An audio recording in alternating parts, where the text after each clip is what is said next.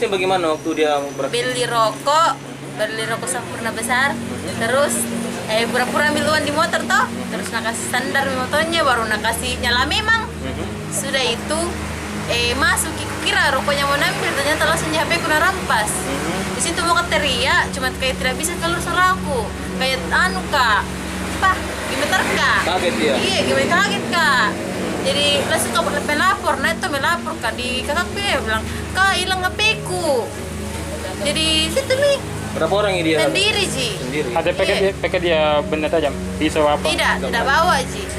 Kita lihat pelakunya berapa orang? Sendiri Ji, cuma kayaknya kalau ku lemparin sesuatu nanti ke nanu kak juga, aku tuh jadi takut. Di sini sudah berapa lama, berapa kali Jadi memang kesini kejadian?